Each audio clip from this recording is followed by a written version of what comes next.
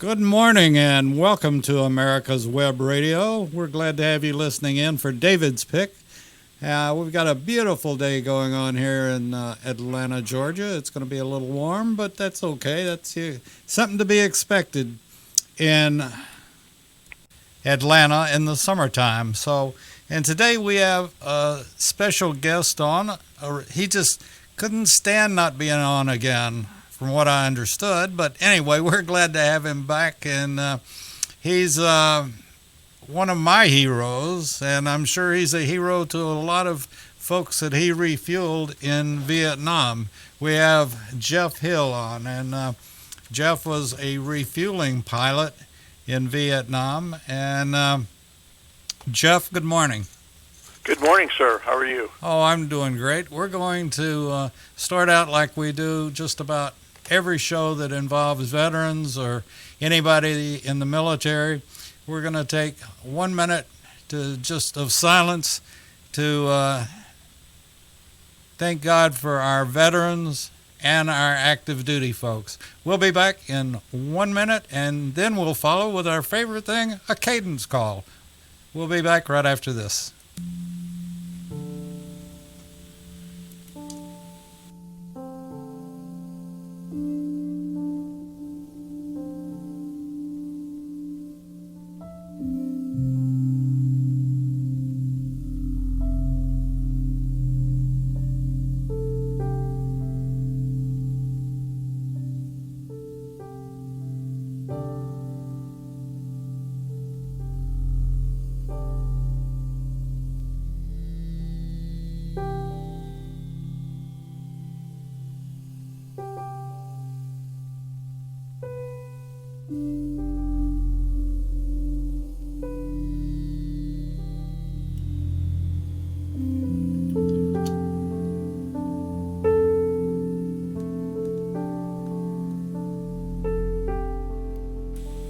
Amen. And we want to thank all of our veterans and all of our service men and women on active duty, particularly as a father and with a son that's made him very proud. My son that's the major in the Air Force, and I'm very thankful to have two sons, and the one in the Air Force is I know I can sleep better at night just knowing that he's in charge somewhere. But anyway, we do appreciate it. And before we get started with our show, we've got to do a little morning rain. You know, this is just something we love.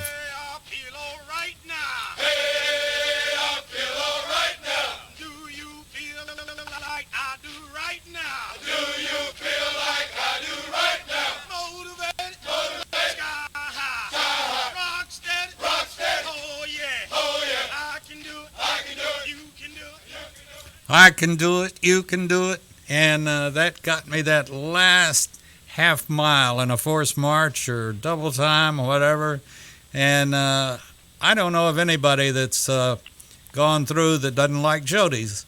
But anyway, we've got Jeff Hill on, and we're delighted to have you back, Jeff, and I think this time, instead of whatever we've done in the past to some degree, you're going to start off with some stories, and then I'll probably interrupt and ask some dumb questions. Well, that's okay. There's no such thing as a dumb question. You know, that I've heard until I ask it and people point and laugh. Yeah. So I don't know what that means, but I've always heard that.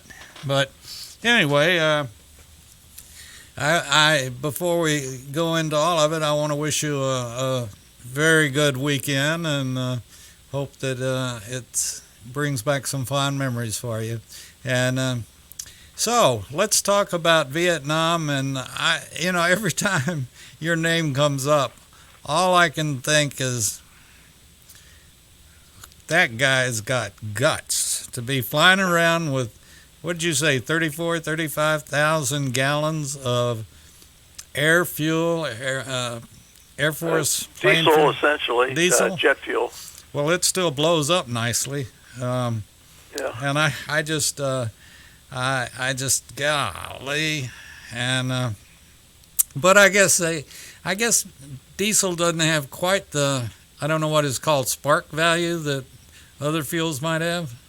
Well, it ignites at a higher temperature, I think, and yeah. But I've never had but one experience with a fuel tank that exploded on the ground. But that was more due to the fumes rather than the actual fuel itself. Interesting. And in Thailand, our airplane was parked next to a above-ground fuel bladder, and a Thai civilian was on top of the bladder with this big hose blowing air into the tank to clean it. And for some reason, it ignited, and this guy ended up about 20, 25 feet above the tank, launched like a missile. And, of course, he hit the ground, and fortunately for everybody, he only broke 2 arms. But we thought that it was the North Vietnamese launching a mortar at us, so we exited the area quickly as our engines were running. And so anyway, we learned later on that it was an accident caused by a spark on the fuel fumes on the above-ground fuel tank. Wow. That's my experience. That had to take some investigation, didn't it? Oh, I'm sure. Wow. How it was ignited is a mystery to me. But anyway, we never stuck around to find out. Well, I greatly respect you as the pilot, and then the other half of that formula is the buoy operator. I just, the one that controls the fuel provider. Oh, you're talking about the boom operator. Boom operator, yeah. I said Yes. buoy, boom operator.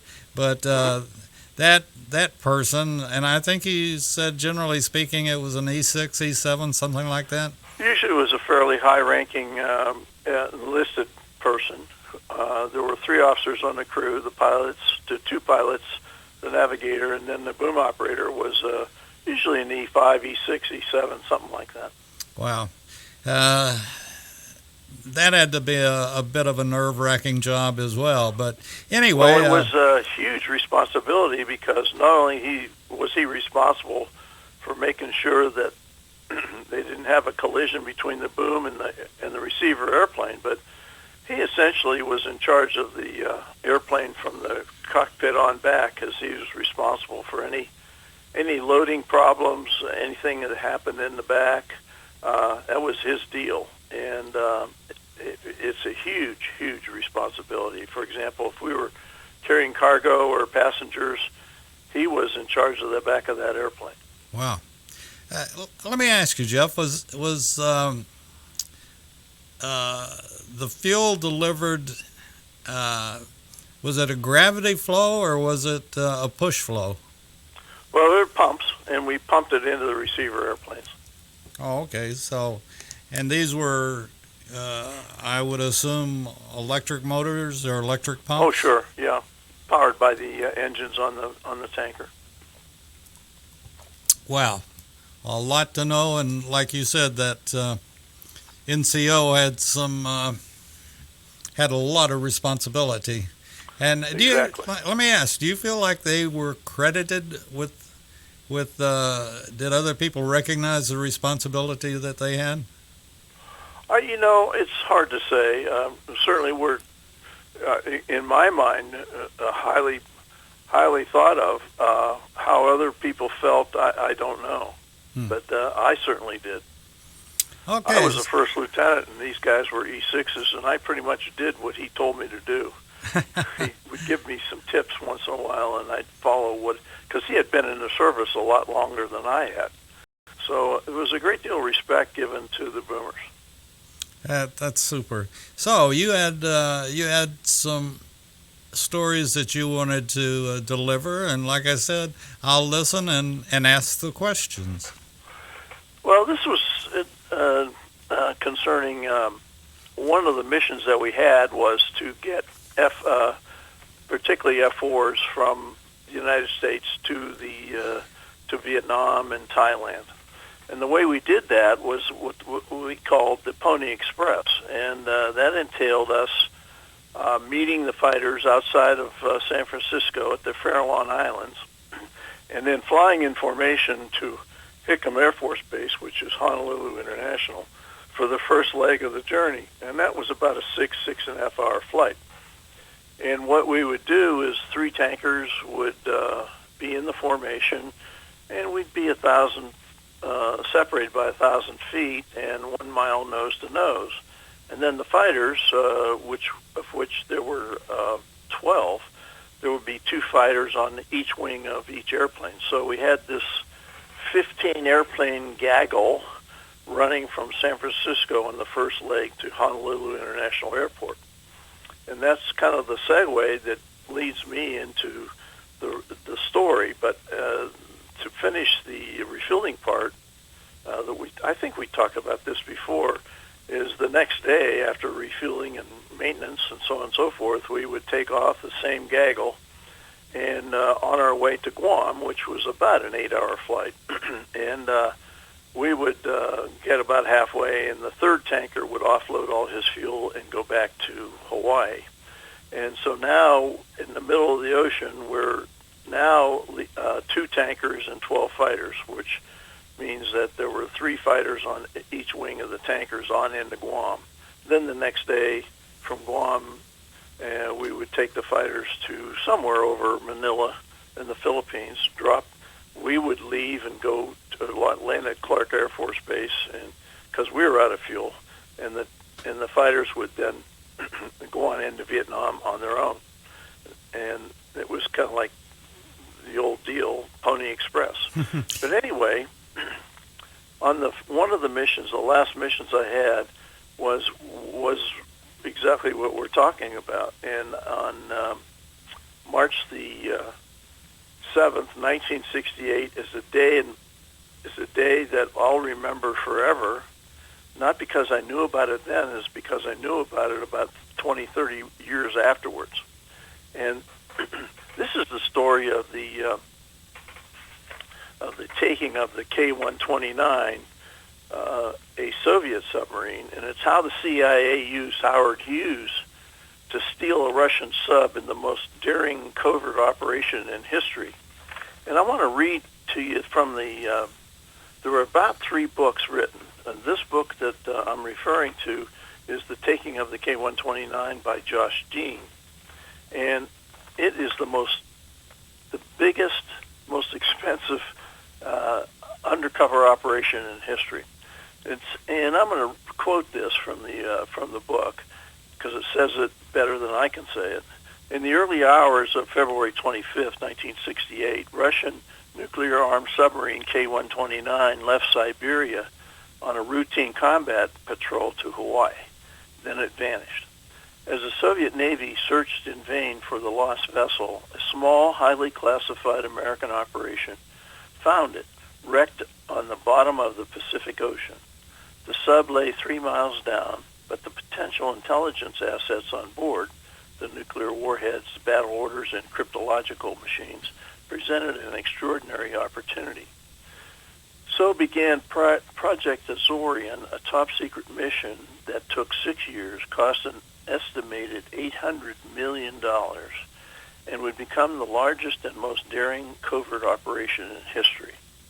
After the U.S. Navy declared retrieving the sub impossible, the mission fell to the CIA's burgeoning Directorate of Science and Technology, which commissioned the most expensive ship ever built and told the world that it belonged to the reclusive billionaire Howard Hughes, who would use the mammoth vessel to mine rare minerals from the ocean floor. And of course, this was a complete lie, in my comment. In reality, the vast network of spies, scientists, and engineers attempted to project an even crazier than Hughes' reputation, raising the sub directly from under the watchful eyes of the Russians at a time when nuclear annihilation was the constant fear and the opportunity to gain even the slightest advantage over one's enemy was worth massive risk.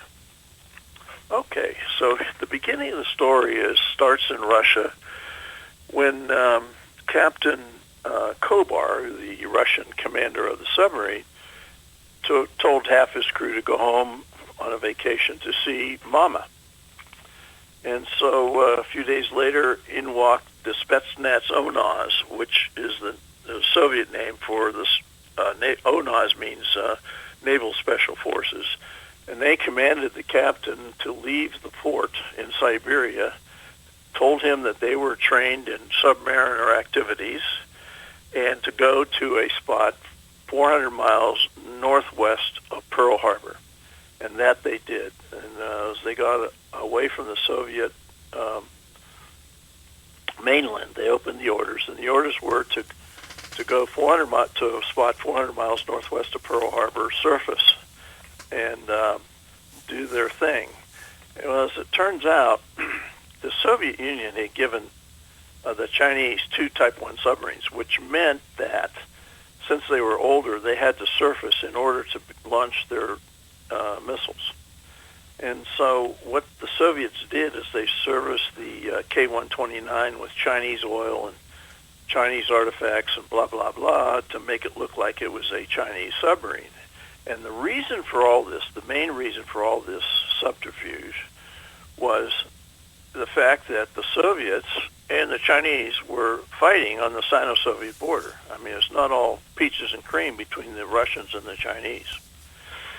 So the main reason, I'm giving you the main reason for all this happening was the Russians, and I'm going to give it to you first as opposed to last, the main reason that the Russians wanted this to look like a Chinese launch was the fact that they were fighting on the Sino-Soviet border, and they wanted Mao Zedong to think that it was, they wanted Mao Zedong and the United States to think it was a Chinese launch. So therefore, the Americans would retaliate against the Chinese as opposed to the Soviet Union. Well, this was the big lie. So anyway, to fast forward, so now the boat is 400 miles northwest of Pearl Harbor and surfaced. And the Spetsnaz ONAZ, the Spetsnaz being Special Forces, ONAZ being Naval Special Forces, arrested the crew and locked them into the forward and aft compartments of the submarine. And so this ONAZ guys knew a lot about the launch of nuclear weapons, but they didn't know about one thing, and this was the key to the whole thing. You remember back then it was mutually assured destruction. So in other words, it didn't make a hill of beans who launched first a nuke weapon, because as soon as they launched, we would launch 20 seconds later, and both places would be destroyed with a nuclear explosion. So it didn't make any difference who launched first. So the Soviets were, and their leadership was concerned about this, and of course they didn't want it to happen as much as we didn't want it to happen. So the U.S. geeks, and I say that with a great deal of respect because I love geeks, the geeks that devised the fail-safe system for the United States Armed Services gave the technology to the Soviet Union because it didn't make any difference. And they wanted to prevent a launch from the Soviet Union as much as the Soviet Union didn't want to launch from the United States. So we gave them the technology, and I got involved with the fail-safe system as a tanker pilot when we were pulling alert in the United States, and we would get the bell ringing, and we had to run out to the airplane, start it, and be ready to go in a very, very short period of time. But we didn't know if it was for real or not. It could have been a training exercise. It could have been the real thing. Well, up to this point, it was all training. And but it did keep you on your toes. So anyway, the pilots and the navigator, the pilot not flying and the navigator, were responsible for decoding the message as to whether this launch was for real or for practice. So 2 of the officers in the crew had to verify the code and transmit that to the pilot flying the airplane, and so on and so forth. So anyway, as time went on, we like I said again, we gave this, and rightfully so, gave the technology to the Soviet Union because we didn't want them to launch against them. Well, that sets up the story because the Spetsnaz ONAS knew nothing about the failsafe codes. The technology given was pretty well compartmentalized in the Soviet Union. And a lot of the times the Soviet leadership didn't know about this exchange of technology. And a lot of the naval officers, the high-ranking admirals, didn't know about it either because you don't have a need to know this. It was given to the submarine service and the people responsible for the launch of nuclear weapons that they had to know about this fail-safe system. This didn't filter down to the KGB. Now, these Spetsnaz ONAS guys were pretty much led by the KGB. And this whole deal, this whole scenario was cooked up by a guy named Yuri Andropov, who was the head of the KGB, and eventually became premier of Russia for a short period of time, a year. Then he got cancer, I believe, and died. Anyway, long story short, it was Yuri Andropov and Mikhail Suslov. Mikhail Suslov was the chief theoretician for the Communist Party. And so Andropov and Suslov cooked up this rogue launch scenario, talked to the KGB and the special forces, and then they forced the submarine to go 400 miles northwest of Pearl Harbor. So anyway, to fast forward back to March 7th, 1968, the KGB arrested the crew members, locked them in the forward and aft compartments, surfaced the boat, and attempted to launch the missile. And they pushed the button, but they didn't know anything about the fail-safe codes. Well, as soon as they pushed the button to launch the nuke weapon, the weapon defaulted to an explosion of the warhead while it was still in the launch tube of the submarine. So the missile exploded while it was in the launch tube and broke the submarine in two and sank it in 17,000 feet of water. So everybody obviously died, the KGB as well as all the crew members. So what happened was that the KGB guys in the special forces didn't know about the failsafe codes. Mostly the people that only knew about that were probably 3 or 4 different officers on the submarine. And that was obviously all that information was compartmentalized like we do here in the United States. You don't need to know this. It filters down to corporations. You don't know what the heck's going on at the top, so on and so forth. So things like this can happen. And it did. A few weeks later, or months later, I can't remember what it was, there was a research ship from the University of Hawaii out 400 miles northwest of Pearl. And they noticed a lot of stuff floating on the surface of the water, personal stuff, notebooks, clothing, blah, blah, you name it. So the simple response was they called the Navy and told them of their find and where it was. And to make a long story short, the Navy then triangulated the noise level in that area on March 7th, 1968. And it was done by the SOSUS tapes, and that's the Navy's technology where they can hear sounds from hundreds and maybe even thousands of miles away.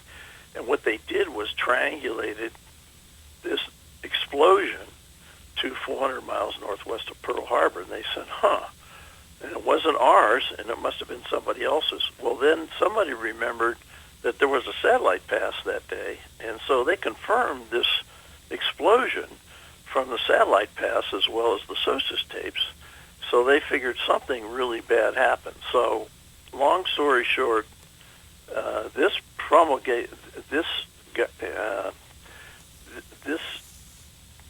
the technology and the findings led the CIA to get involved in building with the Glomar Explorer. Well, the Glomar Explorer was one of the biggest ships around, and it took almost, I think it was about 4.5 years to build. And the CIA got involved, and they took over from the Navy. Well, they built the ship, and they took it to 400 miles northwest of Pearl again. Keep coming up, and they were able to lift most of the submarine off the surface of the bottom of the ocean, 17,000 feet down, and they got it up into the through the bottom of the boat, and were able to inspect it, and so on and so forth. And they found the bodies of the crew members that were locked into the forward and aft compartments, and that eventually they lost part of the sub. It's a little opaque as to how much of the sub they got, but anyway, they were able to eventually tell the Soviet Union of their find after they had given these Russian submariners a proper burial at sea, and they taped it. But not only that, they were able to remove the bell off the back of the conning tower of the submarine and flew it to Washington, D.C., to the Pentagon. Well, over the next several months and years, the Soviet naval people would travel to Washington, or our people would travel to Moscow, trying to figure out, what happened to their submarine. Well, finally, when the Soviets ended up in Washington at the Pentagon, the Americans put the back of the bell of the submarine on the conference table, and of course the Soviets were just beside themselves, and that told the Soviets that we had their technology, and they didn't know whether we had the boat or not. I don't know. It's very opaque about who knows what. But anyway, that's the story of a rogue launch, and that's what we face today. We face Iran with increasing submarine capability. We face North Korea, of course, and of course Russia and China. And there's nothing that says this couldn't happen again. And that's where I think where our real risk is somebody goes nutso in a government and is able to pull this off. So, Jeff, we need to stop there and take a break and let everybody think about it, because, I think you're 100% right. It could happen anytime, any place, and I think we're vulnerable. So we'll be back with more of Jeff Hill right after this. Hi, this is Rocky Blair, former 4-time Super Bowl champion with the Pittsburgh Steelers and Vietnam veteran. As a board member, I'd like to talk to you about Warriors to Citizen, a nonprofit organization. That is sort of spooky, isn't it? say again? That is sort of spooky, isn't it? Oh, it is. It is. And all it would take, it wouldn't even take a nuclear war. Well, it would take a nuclear bomb, but it doesn't have to hit land. It could just be a EMP. That's right. It could be. It could be anything. So please, go to our website, warriorstocitizen.org, and find out how you can help, either by making a donation or sharing this information with an American hero that you may know. And thank you. Whether cruising the strip in a 57 Chevy or taking the family on a vacation in a 71 Oldsmobile Vista Cruiser, you need to tune in to Classic Cars with Steve Ronaldo and Jim Weber every Saturday from 8 to 9 a.m. on americaswebradio.com. Hello, my name is Rick White, and I'm the director of the Georgia Military Veterans Hall of Fame. I want to encourage all Georgia veterans to consider being nominated to the Georgia Military Veterans Hall of Fame. And if you are a Georgia veteran, and the definition of a Georgia veteran is either you were born in the state of Georgia, or you've lived here 10 years, or you were raised to right hand and joined the military in this state, you are considered a Georgia veteran. For further information, go to www.gmbhof.org, or you can contact me at 678-427-0915. We'd love to have your nomination for the Georgia Military Veterans Hall of Fame. Thank you so much. And we'd love to see you down at the Georgia Military Veterans Hall of Fame.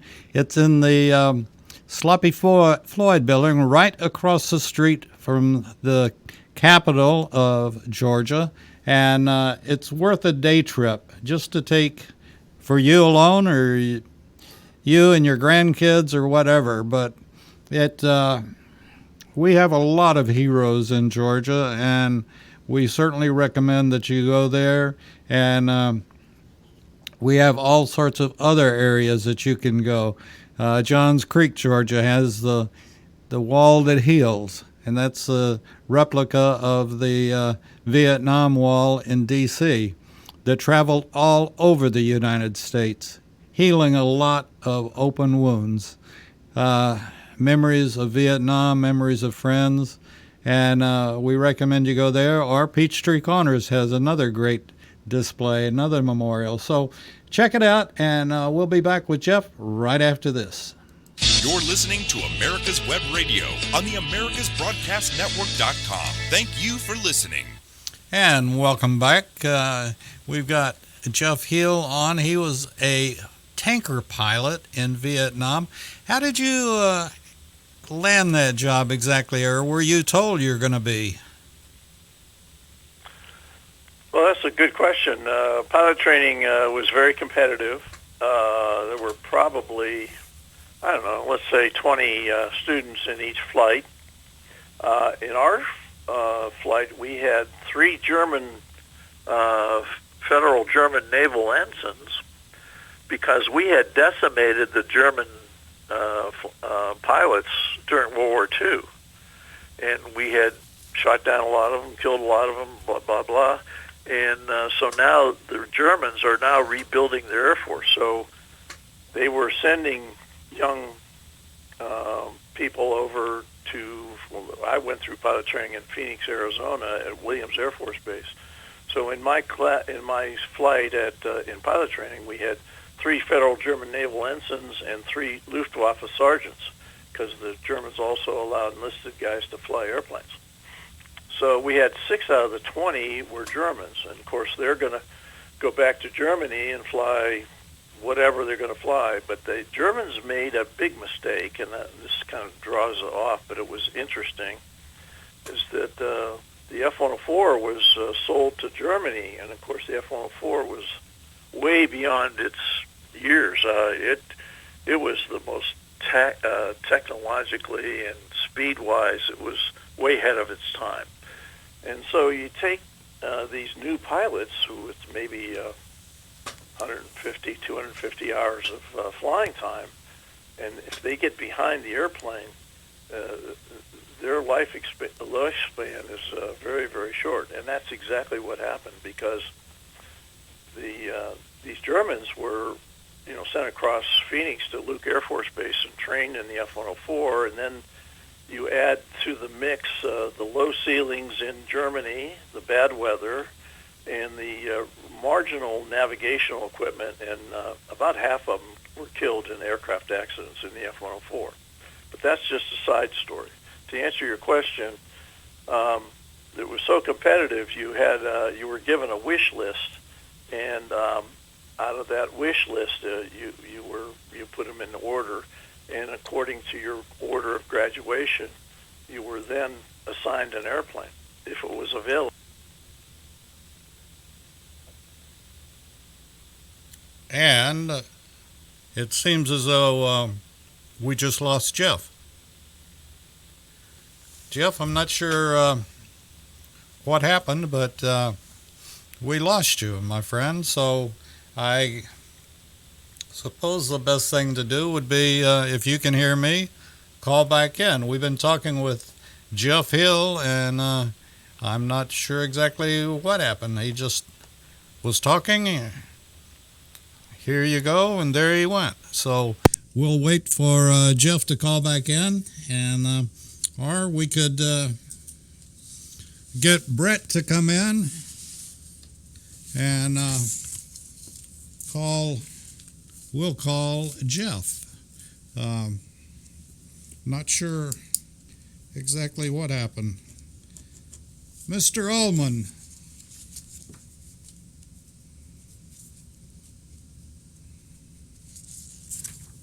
We lost Jeff.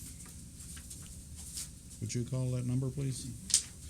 Okay, we're going to see if we can get Jeff wrapped up again on the line and continue with his stories. And like he was saying, the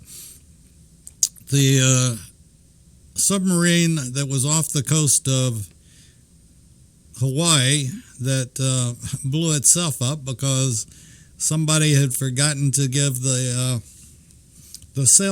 fail-safe code, and it didn't work.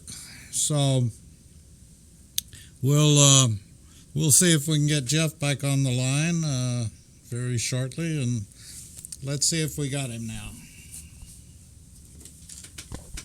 Jeff, you there?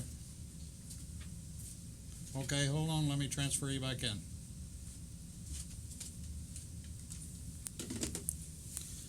Okay, I think we got Jeff on. Jeff, you there?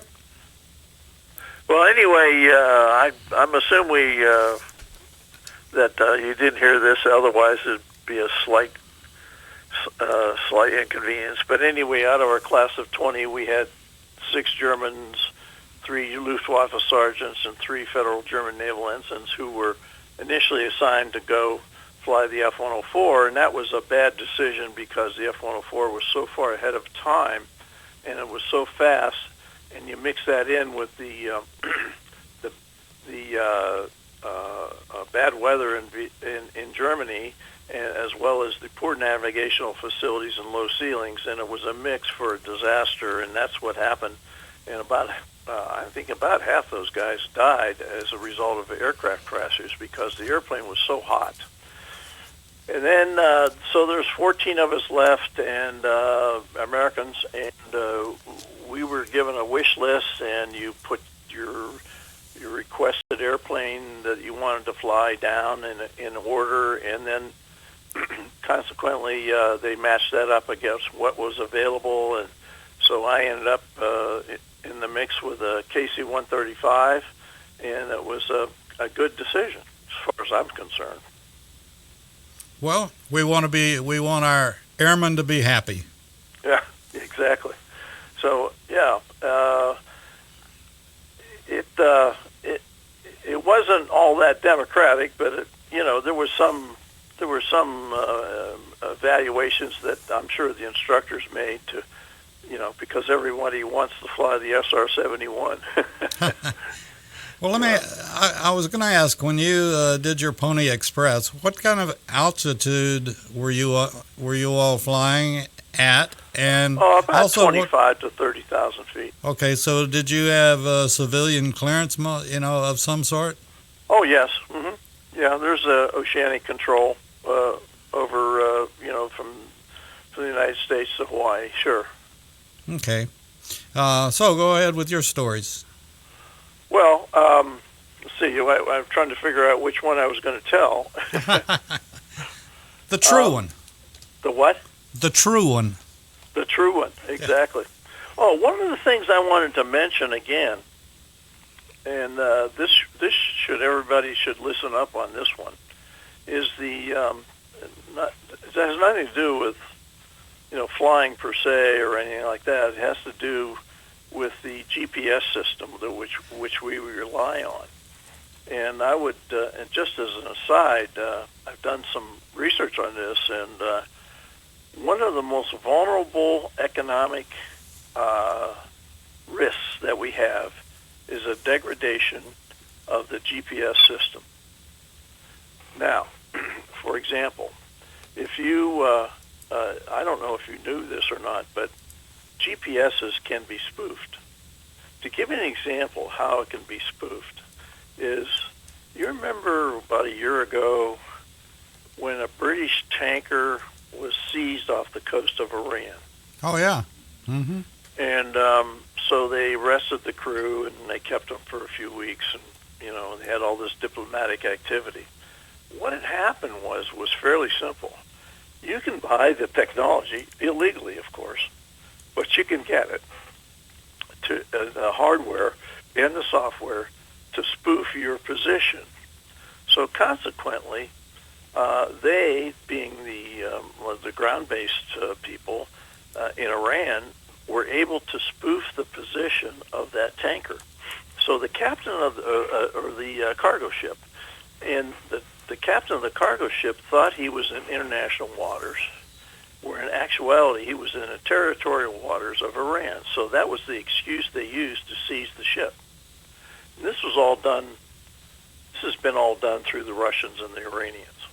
And so what they did is they spoofed that position, used it as an excuse to seize the ship, and they did.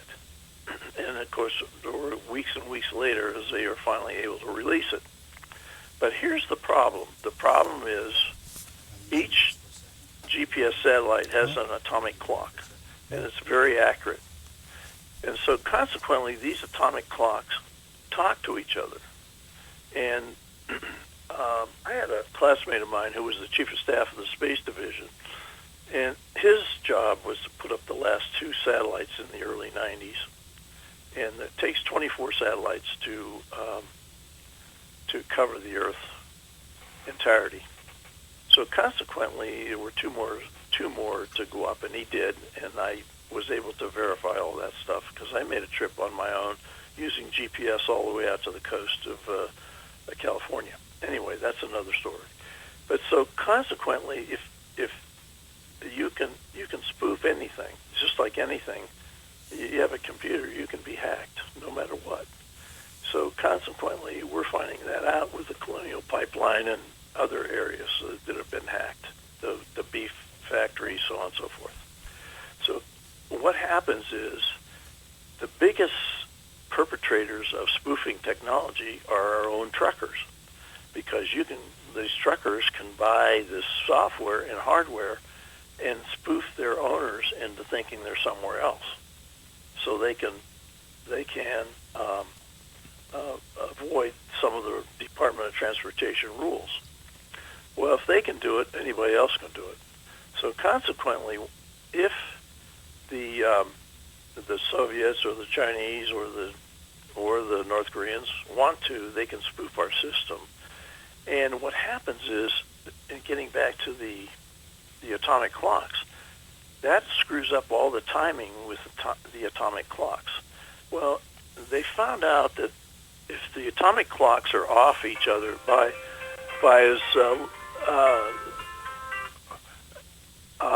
as much as 13 millionths of a second, you won't be able to use your ATM or your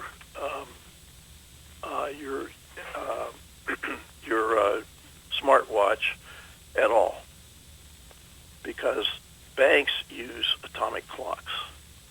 And so if the atomic clocks are off, it'll screw up the banking system. You won't be able to use your ATM card or your cell phone. That's where the risk arises. Can you imagine if we compare the risk of what happened with the Colonial Pipeline with a total blackout of your ability to communicate? I mean, you could come up with all kinds of bad scenarios, and that's where the risk really resides, is in the GPSs. Wow. Well, I don't know how many folks just lost their lunch over that one. Well, everybody ignores it. I mean, I go to a gathering or something like that, and then the subject comes up because I don't offer it up, just arbitrarily. And if I get in a conversation and I tell people this, what happens is eyes glaze over. Oh, I'm sure. People don't want to hear this, but it's a big risk. It is. And is there any antidote to it? I think the antidote is be prepared. I'm not a survivalist by any stretch, but be prepared for this to happen. Anything that has a chip in it is vulnerable. Your car. Certainly. Just to name one. Just think you go out to start your car and it won't start. So how would you compare this to an EMP attack? Same kind of stuff. Same kind. I don't know much about EMPs, but it's got to be horrid. And EMPs, I would assume, would be a lot more destructive. Well, electronic, what is it? Pulse is, and it shuts down, like you said, chips and everything else. Shut down your car. You can be driving along and your car goes dead. And electronic magnetic pulse. And Yes, sir. that's what would put all of us out of business. I would think so. Yeah. I only have enough time left. I could tell you a successful story about Vietnam. Are you interested in that? Sure. Good news is always This is good a news. story that occurred on January 2nd, 1967. My And birthday. it was a raid on North Vietnam called Operation Bolo, and be on the lookout. And the North Vietnamese by the end of '66 had been fairly successful in shooting down a lot of American airplanes. It was as a result of the Chinese and the Russians, supplying North Vietnam with surface-to-air missiles, anti-aircraft fire, and MiG pilots. And the MiG pilots were being trained in Russia, so on and so forth. And they were getting better and better all the time. And they had a hit-and-run tactic using MiG-21s, which were pretty fast, maybe twice the speed of sound. So consequently, our guys came up with this strategy called Operation Bolo. What they did is because F-105s were much heavier and much more vulnerable to anti-aircraft fire and surface-to-air missiles, were getting shot down regularly. And so these three guys, who will remain nameless, came up with a strategy to counter their success in shooting down our airplanes. So Operation Bolo took tack, and what it was we took the transponders, which are the electronic devices that tell the ground investigators what kind of airplane you are, and so on and so forth, enemy or friend, and so on and so forth. And they took the transponders off the F-105s and put them on the F-4s, the Phantoms, which were much faster and more agile than the F-105s. They also took the electronic warfare gear off some of the F-105s and installed them on the F-4s. So the reason I know about this is my crew and I were asked to lead this mission from Thailand, which we were based at a place called Utapao, Thailand, on the Gulf of Siam, south of Bangkok. And we went up through Thailand and up to the Laotian North Vietnamese border and waited for these F-4s. Well, as far as the North Vietnamese were concerned, their radar told them they were F-105s. So this was the big spoof, so to speak. And we refueled the F-4s as they just before they entered North Vietnam, because the tankers weren't allowed to go into North Vietnam for obvious reasons. We were sitting ducks. And so the F-4s entered North Vietnam posing as F-105s. Well, the North Vietnamese bit the bait, so to speak, and sent their MiGs up later to intercept the so-called F-105s, and found out too late that they were F-4s. So as a result, that day we had no losses, and we had 7 kills. And so it was the most successful day that we had against North Vietnam in the war. And it showed, at the time, I think, the North Vietnamese only had 21 MiG-21s, and we shot down 7 of them. And it was a good day. So was one of the brightest days of my combat career in Vietnam, was listening and going through the radio channels, listening to these guys shoot down these MiGs. It was a great day. And then, of course, when they were done, they came back through Laos, and where we were located, and we refueled them on the way back. But without the tankers, they couldn't have done that, and that's the ad, so to speak, is the tankers made all this happen. And would never take credit for it, obviously. Well, no, we didn't get much credit for it. It was like anything else, That's just the way it was, and so we didn't seek it, and we didn't seek the credit, and nobody gave it to us. I remember one mission we had where we kind of pulled a guy out of a foreign country named Cambodia, and of course we weren't in Cambodia according to Walter Kissinger, and we pulled this guy out of Cambodia and refueled him and took him back to Thailand, and we didn't get any credit for it. As a matter of fact, the Air Force pilots were told that if we went to the tanker pilots were told that if we went to North Vietnam or Cambodia, we'd be court-martialed. And because we were just sitting ducks, so to speak. And as a consequence, a couple of years ago, when the North Vietnamese fighter pilots and the U.S. fighter pilots met in Hanoi, and of course there was the big reunion of the former adversaries. So one of my friends was going over there, and I asked my friend to ask the North Vietnamese general why they didn't come after the tankers, and the answer came back: we didn't have enough gas, we had enough fuel to attack us because we were so far away, further than the fighters. Plus they would have had gotten through the fighter cover that we had. So as a result, to the best of my knowledge, we didn't lose any tankers to any of the MiGs. Well, we did something right, huh? Exactly. It was a positive, one of those success stories. So, as a result of that, as a result of the 7 out of the 21 MiGs being shot down, the North Vietnamese kind of had to reassess their tactics, and they were very inactive for several months after that. So, amen.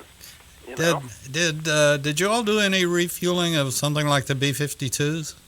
Oh yeah, that was interesting. Those were the B-52 raids over North Vietnam and some on South Vietnam. And the first time I went to Vietnam, I was stationed at U Tap Pao also, and there were no B-52s. It was mostly tankers. And then the second time I go back in 1968, they had expanded that base at U Tap Pao substantially and extended the taxiways and the revetments, and they brought the B-52s in from Guam to be closer to the warfighting effort in Laos. It was closer. It was closer for them. It was easier for them to get to Laos and North Vietnam out of U Tap Pao, which is on the Gulf of Siam, just south of Bangkok. And it was easier for them to get to North Vietnam from that area rather than Guam. Guam was a long way, to go from Guam to North Vietnam and back to Guam again. That was just too long of a mission. I mean, you get really tired. You make mistakes when you're tired. Correct. So we're going to be wrapping it up here in a few minutes. Any other information that you'd like to share with us, Jeff, today? Not really. I just be knowledgeable that if your ATM doesn't work or your ATM card doesn't work or your phone doesn't work, you'll have an idea that maybe you ought to try your GPS, and if that doesn't work, God help us. We're in deep trouble. In deep trouble, and I think that's the most practical advice I could give you. The rest is all history. But I'm just saying that, sometimes the GPSs are not all that accurate. Sometimes I don't know if you've have this happen, but it's happened to me. It was where it gives you erroneous information. Yes. And so some guy complained about that to me, and I said, well, where were you? And he says, well, I was on 75. And I said, well, you were probably next to a truck. And he was spoofing his position, and it leaked over to you. Huh. He said, oh, my God. Could be true. I have a 2018 Explorer, and with the built-in GPS and all this stuff, and it'll misdirect. It's happened more than once, and I don't know how you cure it. Basically, you turn off your car and start it back up again at some point. Not as you're rolling down the road, though. I have to tell you one funny story to end all this. And my wife had given me her watch, and she asked me to take it to the jewelers in Atlanta and get it fixed. So I went into the jewelry store, and this guy comes out, and he looks really kind of geeky. He's got tousled hair, and his glasses were on his nose, and so on and so forth. And he had this twinkle in his eye. I should have known better. But anyway, we got to talking about this GPS stuff, and there was a segue that he asked me about accurate time and so on and so forth. And then that reminded me of the atomic clocks, which have the most accurate time available, and so on and so forth. And I said, my wife doesn't know north from south. And I said, it's a problem. And if we have this problem with the GPSs, God forbid, at least they won't know how to navigate. And I said, we really need to teach our children and our families how to navigate and the difference between north and south, and where's the magnetic pole versus the true north pole, and so on and so forth. And I said, and we were talking about this, and he said, he said, my family is Jewish, and we get lost a lot, sometimes for 40 days or 40 years. He said, when did this GPS stuff start? So anyway, that was the comeuppance to people just don't know how to navigate, and they rely on this GPS. Oh, yeah. With that, though, I tell you what, we're going to have to GPS out of here. I'm sorry. No, that's fine. And, Jeff, we look forward to the next time you'll grace us with your presence. You'll find us on GPS. Well, thank you very much, sir. Take care. Bye. Bye. Hi, this is Rocky Blair, former four-time Super Bowl champion with the Pittsburgh Steelers and Vietnam veteran. As a board member, I'd like to talk to you about Warriors to Citizen, a nonprofit organization that helps America